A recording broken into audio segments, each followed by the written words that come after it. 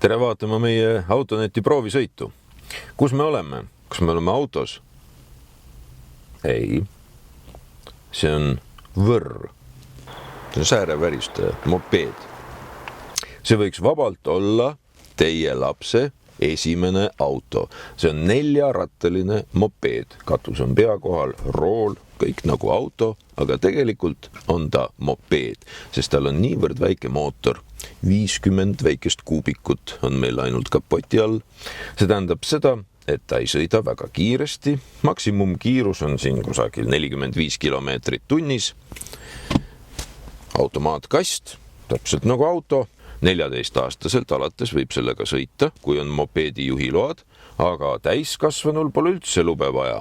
Täiskasvanu paneb selle auto käima ja sõidab niisama minema. Mootori heli on selline päris naljakas.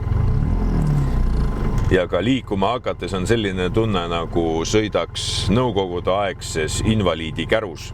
Kiirendus on nüüd sellel aparaadil küll selline, et mul on hirm, et ma jään teistele liiklejatele jalgu.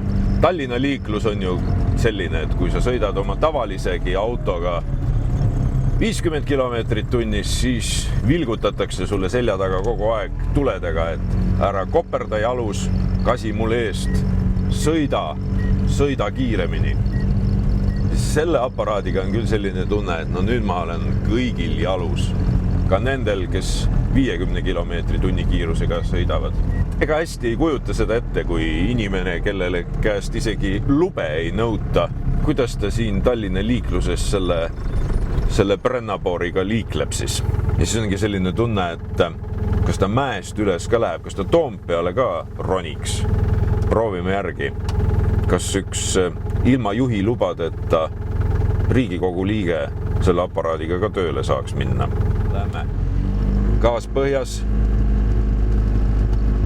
20 kilomeetrit tunnis, 25, 30, 35,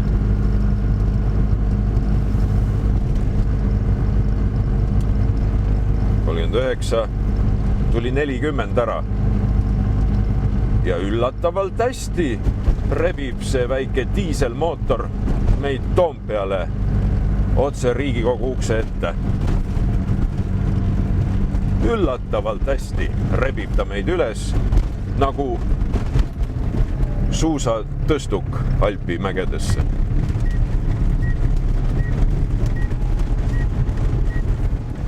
Aga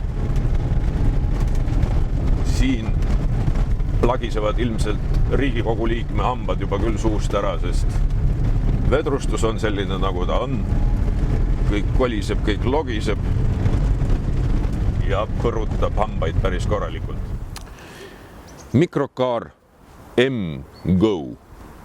Väljanägemiselt päris šik, modern, LED päevasõidutuled, valuväljed, ketaspidurid, 4 ketaspidurit, esimesed nagu autol, tagumised nagu mägijalgrattal.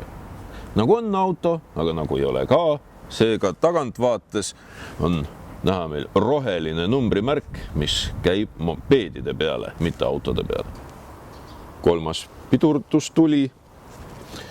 Samas tõesti lihtsakoeline, kuid väga ruumikas, siia juba mahutab nii mõndagi pagasisse ära.